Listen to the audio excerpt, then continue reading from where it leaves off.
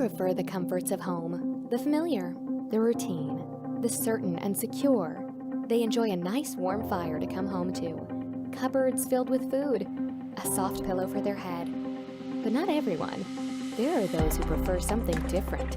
They choose to dare, to adventure, to go places no one has ever gone before, to endure the hardships, to overcome the obstacles, and to reap the rewards.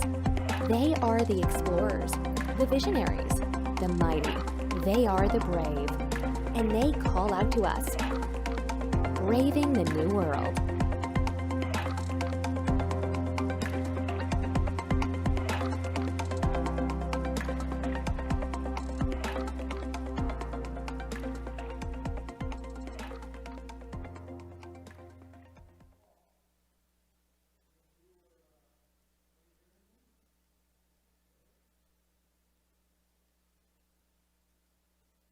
Good? Keep talking? Well, there's no problem with that. I'm going to keep talking for a while, okay? So let's just get started. Is that a little better there? Okay, so last fall when a lot of the racial things were going on in our country and were so much in the forefront, I got together with my friend Jerry and was just asking some of his insights and perspectives on it. And one of the things he said to me is, you need to go visit the Museum for African American History in Detroit, the Charles Wright Museum. Has anybody been to that museum? And all right, so a few of us, not many of us, but yesterday we got tickets and the family went down to the museum and visited yesterday. Fascinating and sobering at the same time, but I had a great time there. And I just wanted to say to all of you, if you've never been, you ought to go. And just to understand some of the different things that have happened in our world and get some perspective on that. So, great time. Jerry, thanks for the tip there, and would invite everybody else to do that. Great experience for me. So, just want to get that announcement out of the way before I got started this morning. But I want to talk about a word today, a word that's probably you haven't used any time in the near past, and it's probably something that you haven't heard recently either. It's a word that's not really part of our vocabulary, and part of the reason it's not in our vocabulary is because it's not something that shows up a lot in our world.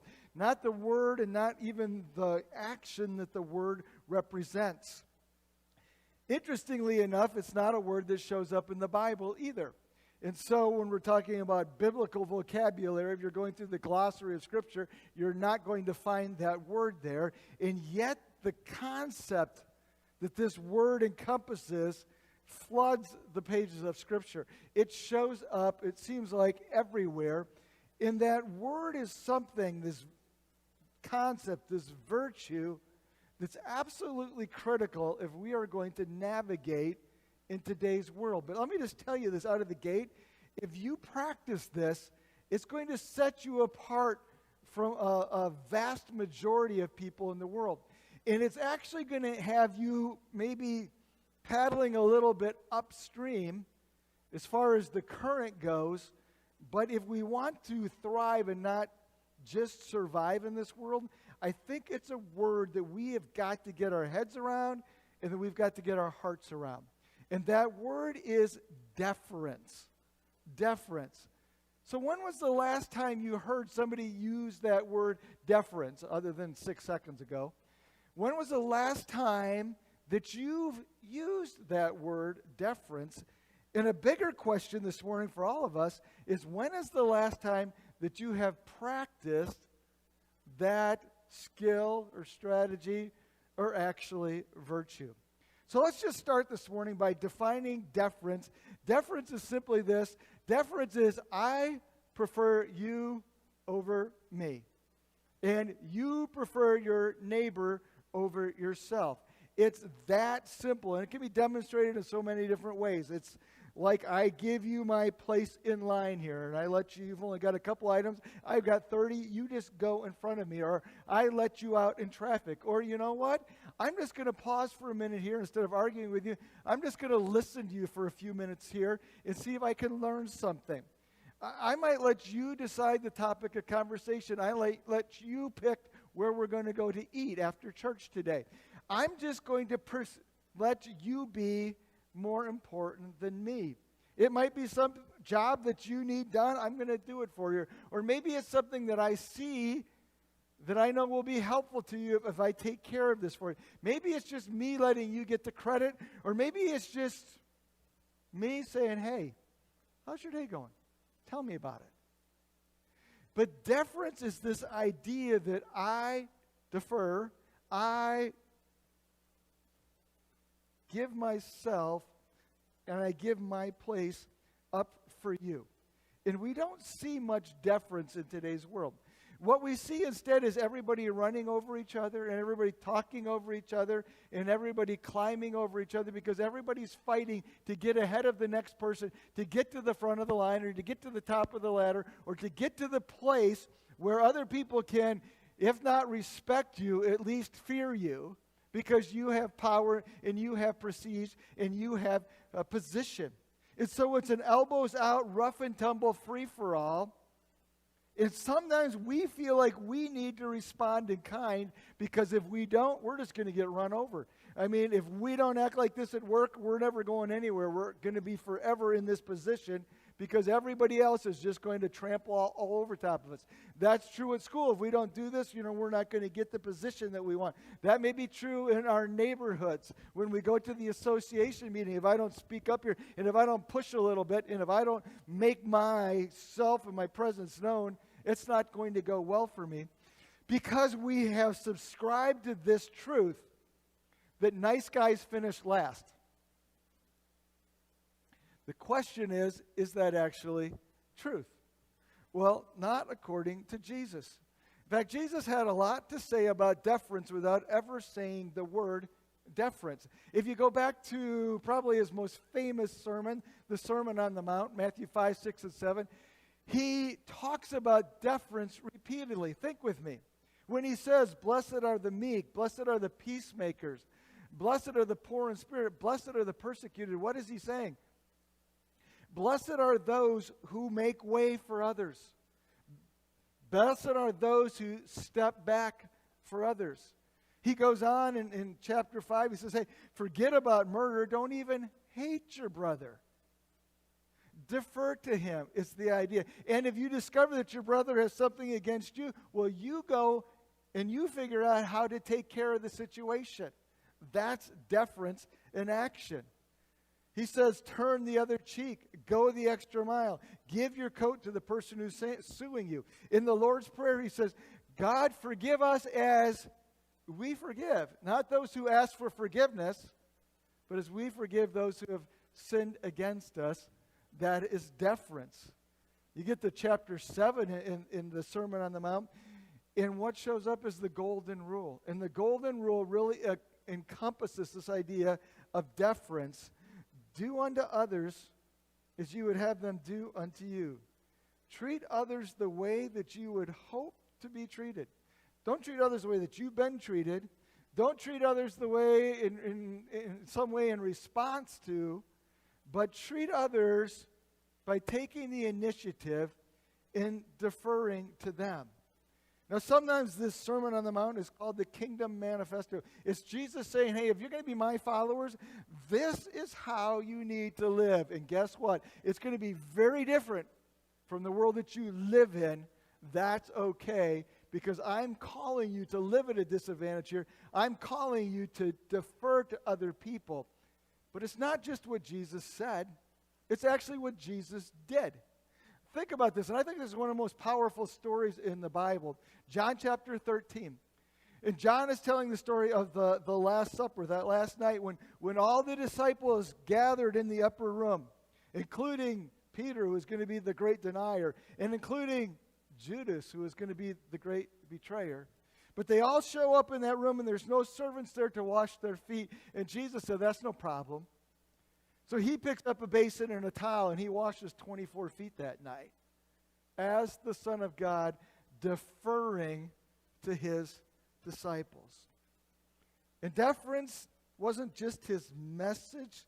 Deference was actually his method too. What did he say? He said, the Son of Man didn't come to be ministered to, but to minister to others. and to give up his life for others. Paul talked about deference quite a bit too, even though he never used the word. But it shows up in Romans chapter 14, the entire chapter, and then it rolls on into chapter 15. And if you use the growth guide, you're going to look at that this week. And he talks about this idea of deference. In 1 Corinthians 8, the same thing, he talks about this idea of deference. And in 1 Corinthians chapter 10, verses 23 to 33, he talks about deference again. And that's where we're going to look this morning. So let me encourage you to turn with me to 1 Corinthians chapter 10, verses 23 is where we're going to get started. In all three of these passages, Paul talks about an issue. And it's a common issue, and it's easy to get a little bit focused on the issue of the passage that he's using as an illustration and to lose the point that he's actually making. But the example or the illustration that he talks about is this idea of eating meat. Specifically, eating meat that had been sacrificed to idols. And so the deal was back in those days, they lived in a very pagan world, a very pagan society, a lot of idol worship going on, especially in the European cities like Corinth or Rome or Ephesus and these different places. But the people who owned the cattle or the lambs or the sheep, whatever it was the meat was going to be, would have it butchered, and then they'd take the meat and they would go to the temple or to their idols, and they would sacrifice the meat before their gods. And they would ask the gods to bless the meat and bless their business. And then they would take it to the marketplace and they would sell it to whoever wanted to buy it. And so their act of going and giving it to the gods was to say, hey, you've blessed me and I want to worship you. And it was a little bit like, please send your favor. So it was a little bit of a good luck type procedure. And they come back and they would sell it in the marketplaces. And a lot of the Christians in the day had a problem with that. Because they were like, this meat has been sacrificed to idols, and a lot of them have come out of idol worship, and they're like, I don't want to go back there. And honestly, idols, they're not even real, so this meat is kind of like, it's offensive to me, and that it's been offered to these idols. And maybe there was even a few that were saying, hey, I'm trying to break away from this idol mentality here, and is it even possible that this meat's being corrupted by these idols? And so they were very hesitant to eat this meat.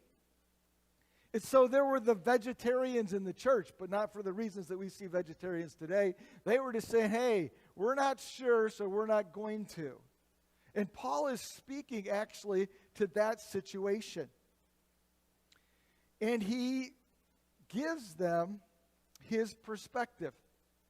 Because what they were dealing with here was something that I would call a gray matter, or an issue where there's not a clear right and wrong. And last week we talked about convictions and how the fact that there is truth and there is right and there is wrong. But we also find that there's a lot of space in between. Now, if you're a rule follower by nature, you're probably more of a black and white person. And so you really like things to be clearly defined. This is right or this is wrong, because then you just follow the rule and off you go.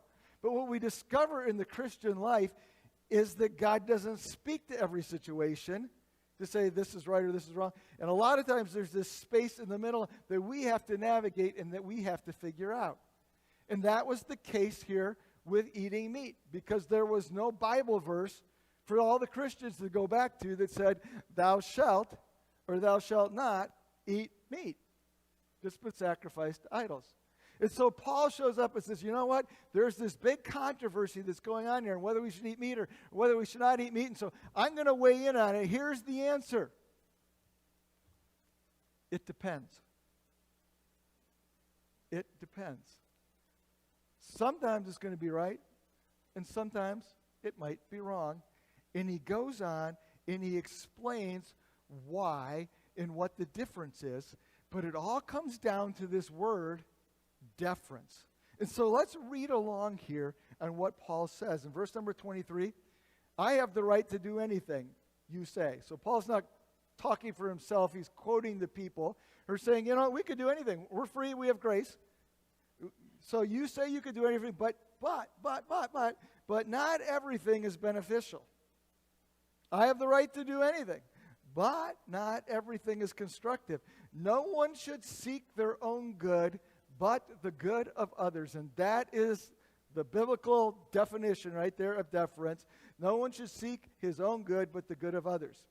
Eat anything sold in the meat market without raising questions of conscience, for the earth is the Lord's and everything in it. If God created the meat, then it's okay to eat it, Paul is saying, except if an unbeliever invites you to a meal and you want to go, eat whatever is put before you without raising questions of conscience. But if someone says to you, this meat has been offered in sacrifice, then don't eat it, both for the sake of the one who told you and for the sake of conscience. What I am referring to the other person's conscience, not yours. Or he could say it, I am deferring to the other person's conscience, not yours. For why is my freedom being judged by another's conscience? If I take part in the meal with thankfulness, why am I denounced because it's something I'm thanking God for? So whether you eat or drink, or whatever you do, do all to the glory of God. And this is an interesting thing. We quote that verse a lot, but it's in this context of whether you choose to eat the meat or don't choose to eat the meat. We make sure that your choice is glorifying to God. Verse number 32, do not cause anyone to stumble, whether Jews, Greeks, or the church of God, even as I try to please everyone in every way, for I am not seeking my own good, but the good of many, so that they might be saved. And here's the basic idea. Paul is saying, yes, as Christ's followers, you have freedom. In fact, you have freedom even to eat this meat, but there are limits on your freedom. And those limits on your freedom limit your choices, your words, your actions, and how they affect other people. So you have freedom, but the limits are, how does that impact somebody else? And as we consider this, and as we make decisions based on how it impacts somebody else, we defer or we show deference to that person. Well, as you go through this passage that we just read here, there's several ideas that really, I think, define deference even more clearly for us. And so I want to look at those this morning and walk back through these verses. And so let's go back to verse number 23 and look at 7 ideas of what deference actually is. Paul says, I have the right to do anything you say, but not everything is beneficial. I have the right to do anything, but not everything is constructive. Let me just start out by saying this. We hear a lot about rights in today's world, and we have the right for this. We can go all the way back to the Declaration of Independence, I suppose, and we have these rights that are, self-evident, and we talk a lot about rights. But I'm not really a big fan of rights because I'm not sure that rights is a biblical concept. I think we have freedoms. I think we have privileges. I think we have all of the opportunities. I think we have these things. But when we get to this idea of rights, it's like, I deserve this. And this is my right, and don't you impose on me or pinch on this right because this is mine. Maybe, but where did you get it? And why are you so deserving? And maybe we need to stop and say, I have these privileges, I have these freedoms, I have these opportunities, but they've really been given to me. I haven't earned them. I don't deserve them. They're gifts that come ultimately from God. And if we start with that mindset, instead of arguing about our rights, and maybe looking at it like in as far as our freedoms, that might be helpful to us because of this point. Deference is relinquishing my rights or limiting my freedom to bring about a greater good. And so I'm going to live my life deferring to other people because I'm always concerned not about my rights, not even so much about my freedoms, but about your benefit and about what's going to be best for you and what's going to be best to do. Now that's contrary to our world, isn't it? Because we're always fighting for our space. We're always fighting for our position. We're always fighting for our reputation. We're always fighting for, and it's always this way. And deference goes in a different direction, where instead of fighting for me, I actually stop fighting for me and actually consider you. And if I have to step back, then that's fine. I'm going to step back and let you have preference here. But it may force me to give up some of those rights that we hold to. And I think we have a tendency to sometimes be so much about ourselves and about what our rights are, freedoms, whatever, that we forget that they have limitations. And really, our limitations to our rights end where somebody else's nose begins. And so I have the freedom or the right or whatever to swing my arm anywhere I want to swing it, right? Unless you're standing right here. And then I don't have that right anymore. And what Paul's saying here is you have all these freedoms, guys, but if there's somebody standing right here, you need to drop your arm there, and you need to let go and say, you know what? It's not going to be about me. And I'm afraid that sometimes we're so much into this demanding our rights that we adopt a militant and military even posture. And we read about that in the Bible, right? Like, you know, we're supposed to stand strong, we're supposed to put on the armor of God, and we're supposed to fight.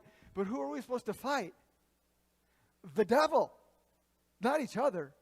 And sometimes I think we're busy pounding on each other as human beings, and we forget who the enemy is, and we become way too combative, and maybe we just need to step back and say, you know what would be the greater good here? What would be best for you in this situation, not what's best for me in this situation? And so this morning, I want to just get you involved a little bit, whether you're at home watching or whether you're here in the auditorium. But here's what deference is, okay? If you take your fist, deference is just simply letting go of what's mine. All right? So we're all going to do this together on 3, okay? Here we go. All right. Deference is 1, 2, 3. Letting go of my rights or whatever word you want to call them. Well, the next verse says this. Verse number 24, no one should seek his own good, but the good of others. This is actually the what of deference, seeking the other person's good. And we're talking about what's this morning here. But just for a minute, I want to step back and say, well, what about the why of deference? Why are we to practice deference? Well, on one level, the why of deference is this. Because we were made in God's image, and God is a God who, believe it or not, actually defers. That's why he gave up his son for us when he died on a cross out of deference to us. Jesus had the right to say no, but he gave that up and said yes for us. But we were created in God's image, but we were created in relationships that work best in terms of deference. First of all, just that's who we are. And so we were made to defer, and as we practice that, it's more fulfilling to us. But in relationships, as we both defer to each other, it works far better. In fact, this is how marriages work the best. Instead of the husband saying, I'm going to just pursue what I want, and the wife's over here doing the same thing, the husband says, you know what? I'm going to pursue what you want. And the wife's over here saying, you know what? I'm going to pursue you. And we meet in the middle, taking care of each other. And it's a much more healthy way to live. And that's how God made it. If I look out for you and you look out for me, we both get looked out for. And in a very unselfish, in much better, pure way, whatever you want to say. The second part of this, though, when we talk about the why, is this idea that deference helps us value other people. I look at somebody else and say, you know what, you're worth every bit as much as I am. And my deferring to you reminds me of that fact, but it also affirms you and gives you value. And so the why of deference is the way that we can show respect to God's creation, especially as people. And we live in an age now where this doesn't happen, where we don't value people. In fact, we live in an age where there's a lot of what I would call devaluing and dehumanizing other people. I mentioned yesterday we went to the museum there. There's an exhibit on slavery that is so sobering and disturbing. To be completely honest, that's the word I would use, disturbing, because we had dehumanized people that didn't look like us. And I'm not, I wasn't alive back then, but you understand the point I'm making. But we see that even today. In fact, I was talking about this past fall about the Rwandan genocide, in reading some books about that, how the Hutus were killing the Tutsi people, but they call them cockroaches. And we have to exterminate the cockroaches. They didn't call them people, they called them cockroaches because it dehumanized them and then it made that okay. But we live in a society today with a ton of name calling, whether it's cockroaches or whatever like that, because it dehumanizes people. That's not what deference does. Deference values people. You wouldn't call somebody a name because that is diminishing your value. And we are looking to increase value, not to push value down. And so, the why of this is wrapped up in this. It affirms the values of others. And deference is about affirming the values of others. So we're working on hand gestures here, okay? Simple one. Okay? When I meet somebody else, whether verbally or how I defer to them, I'm giving them the thumbs up. And so, all right, on three, we're all going to give the other person here the thumbs up. Are you ready? 1, 2, 3. Okay, this is deference, affirming the next person. Well, now we get to the meat issue. It's in verse number 25. And Paul says, eat anything sold in the meat market without raising questions of conscience. And conscience is that inner voice that tells you what is right and wrong. But just keep in mind that conscience can be influenced and affected. So conscience is only as good as the truth that it's built on. So if you've built your conscience on falsehoods, you're going to have a bad conscience. Anyhow, he goes on, he says, for the earth is the Lord's and everything in it. So you're free to eat anything you want as long as it's beneficial. But if an unbeliever invites you to a meal and you want to go, eat whatever is put before you without raising questions of conscience. But if someone says to you, this has been offered in sacrifice, then do not eat it, both for the sake of the one who told you and for the sake of conscience. So now we have a dinner party going on. It's not just you and an unbeliever who's invited you to dinner. Somewhere there's another believer that's sitting beside you at dinner here. And he's the one saying, I don't think I can eat that because it's been offered to idols. In which case Paul says, okay, don't do it. And it takes you back to Romans chapter 14, 15, 1 Corinthians 8. And it introduces a concept that's really important. And it's the concept of the stronger brother, weaker brother. And so the stronger brother says, you know what, I'm going to defer to you because this isn't necessarily a problem for me because I've worked this out in my faith. And that's what Paul's saying. I eat meat. But if it's going to be helpful to you, weaker brother who's still wrestling with this issue, I'm not going to eat it. And it brings this concept into play. But here's how I would say it. It's yielding my preferences, opinions, and sensitivities, even at personal cost. And so deference is this saying, you know what, I think this, but you think that, you know what, that's okay. I'll go with you. Or I'm saying this, and you're saying this over here. You know what, I'm going to go here. Because most of life, these areas that we really disagree and sometimes have our arguments about, if we just back off from them, they're really not all that important. And maybe we need to ask that question, you know, like, is this really that big a deal? I mean, like, can I just eat vegetables for one meal? Yeah, I could probably get by with that. That'd be okay.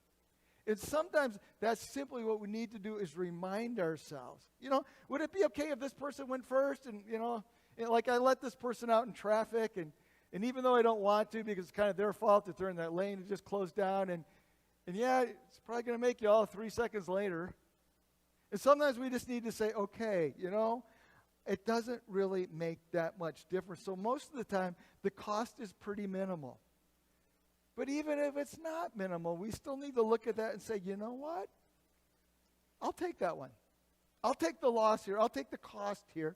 And I will yield to your preferences. It's just a preference. Let's call it what it is. It's just your opinion here. But we'll go with that. Because it's not really a threat to who I am as a person. It's not really going to change a whole lot, other than it may change our relationship. And boy, I sure do value my relationship with you more than I do holding my point here and standing my ground. But the idea here when we talk about this weaker brother, stronger brother, is that the mature one says, you know what? That's okay. You know, I don't have to win here. I don't have to be right.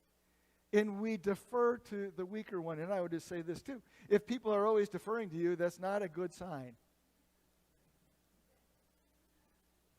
And we may need to stop and say, hey, you know what? Maybe I need to mature a little bit here too. And maybe I need to not be so easily offended. And maybe I need to not be so opinionated. And maybe I don't need to be so much like it always has to be my own way.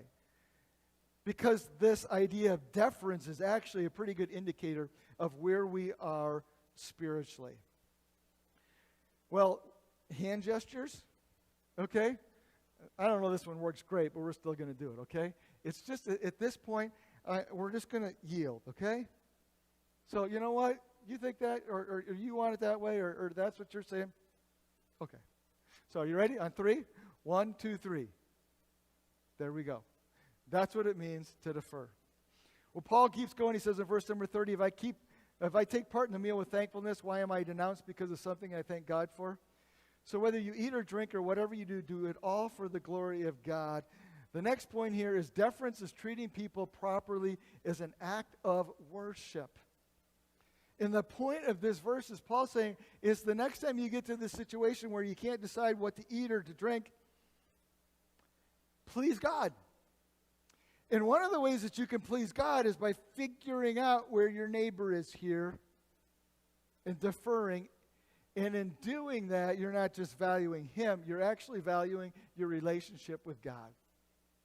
And so deference is not about making myself happy, and it's not totally about making my neighbor happy. Deference is actually about making God happy, or maybe we would say it better. Deference is about pleasing God and glorifying God. And so my faith then dictates the way that I act towards others. I love my neighbor because I should love my neighbor, but I love my neighbor to say that I love you, God, and you created that neighbor.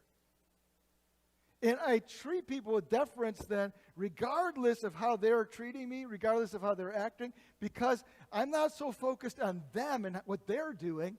I'm focused on this relationship saying, God, how do you feel about that person? Okay, I need to reflect that same love to them. That helps us with the difficult ones. It helps us with the disagreeable ones and the irresponsible ones and the contrary ones and the insensitive ones. And because deference isn't waiting for the other person to act right. Deference is just saying, you know what? This is a person with value. You know what? I love you, God. And I want to, and you value this person, I want to show that same value in how I treat them. And deference then becomes an act of worship. And so could you get run over in the process? Yeah. Could you be taken advantage of? Yes. But at the same time, you can step back and say, okay, God, I didn't necessarily enjoy that, or that didn't work out great for me, but you know what? I believe that this was a way to honor and worship you.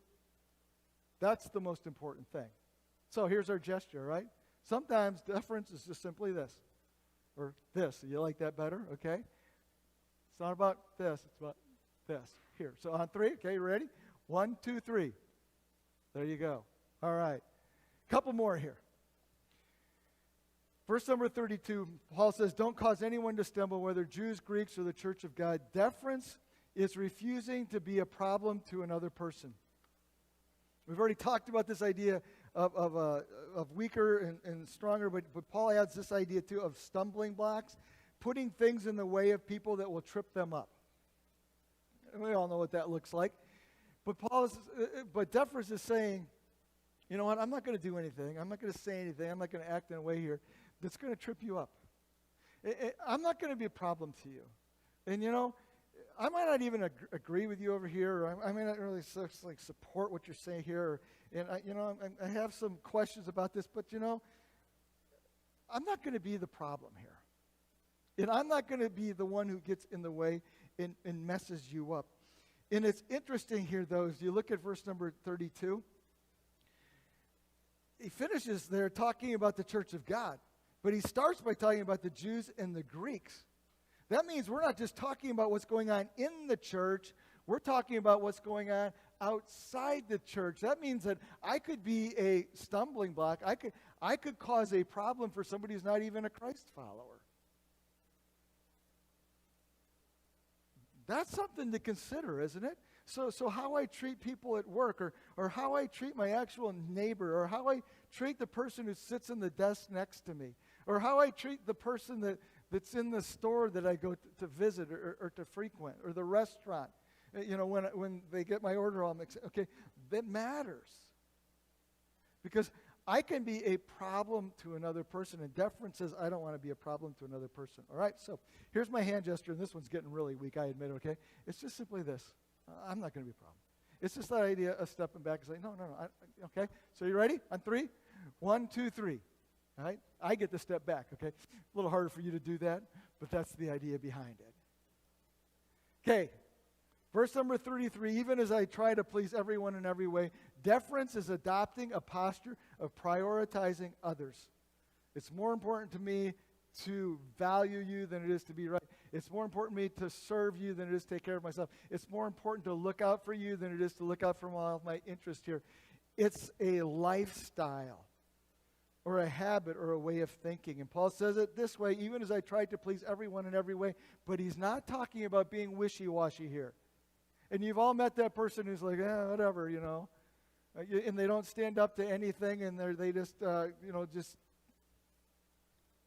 are wimps, and kind of that's the thing, and kind of, test the winds to see how things are, and they just kind of go in that direction. That's not the point. In fact, there may be times when we have to take a stand. There may be times when we have to draw boundaries. There may be times when we have to make decisions that are hard decisions that affect somebody in ways that they see are negative. We may have to do all those things, but we can still do those things in a spirit of deference, where it's not about me, just like this is about me, but to saying, you know what, we need to look at this big picture here, and what's the right thing to do? What's going to be the most beneficial thing to do here? What's the most appropriate thing to do here? And what Paul is actually saying is, and Paul was pretty strong sometimes, wasn't he, in standing against things? But what he's saying here is deference is my default setting. That's where I'm going to be, and now I may have to take a stand, but I'm going to start right here. And deference becomes our default setting, is the idea of this. And we live in a world that's consumed with power and consumed with achievement and just, strong-arming your way to the top. And sometimes it even shows up in churches, and I'll tell you when churches struggle when deference disappears. And this is the case where we say, you know what? We're just going to go with this, right? We're going to take a posture of prioritizing other people. And so it's kind of this idea of bowing, okay?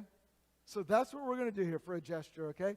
To help us live this one out, this posture right here, okay? On 3. 1, 2, 3. Was that hard?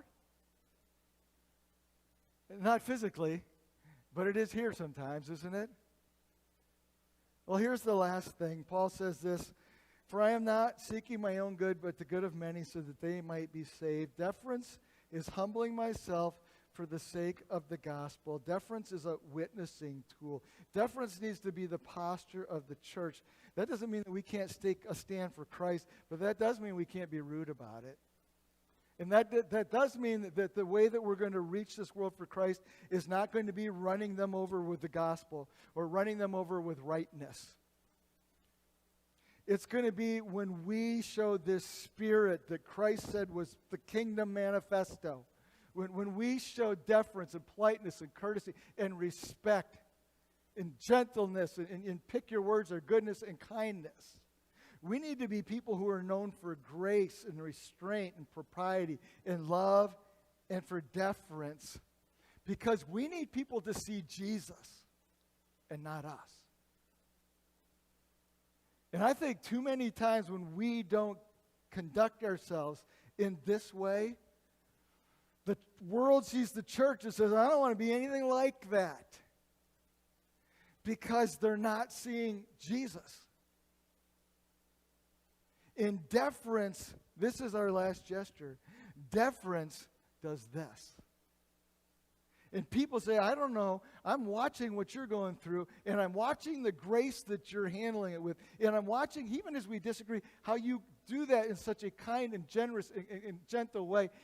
What's with you? And we could say, it's not with me, it's because of him. And so, deference is humbling myself for the sake of the gospel. Last gesture here, right? You got this one figured out. On 3, what is it? 1, 2, 3. Yeah. None of this. all of this. So in braving the new world, we need the skill of deference. What does it look like? It's relinquishing my rights to bring about a greater good. It's affirming the value of others. It's yielding my preferences, opinions, and sensibilities, even at personal cost. It's treating people properly as an act of worship. It's refusing to be a problem to another person. It's adopting a posture of prioritizing others. It's a life habit. It's humbling myself for the sake of the gospel. What would the church look like if deference was a word that defined us? What would our world look like if the church lived in deference? Let's pray. God, thank you for the challenge of your word. Jesus, thank you for the example of your life.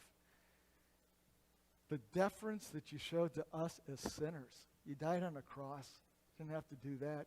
You just made us more important than you. And I'm grateful. God, we live in a selfish world. Jesus, it doesn't reflect who you were, who you are, how you acted, how you act. Our heads are bowed, our eyes are closed. Jesus did come to this earth, and he died on a cross for sins that he never committed. He died on a cross for sins that you and I committed. He deferred to us so that we could have forgiveness and eternal life. If you've never accepted that gift, I'd invite you this morning to invite him into your story, into your life, into your heart. If you're a Christ follower, is deference defining your life? Is that what people see when they see you? Which of these 7 things maybe really the Spirit of God spoke to you and said, you got some work to do there? Will you make a commitment with God's help to work on that this week? God, I pray that you would make us people of deference. We ask this in Jesus' name. Amen.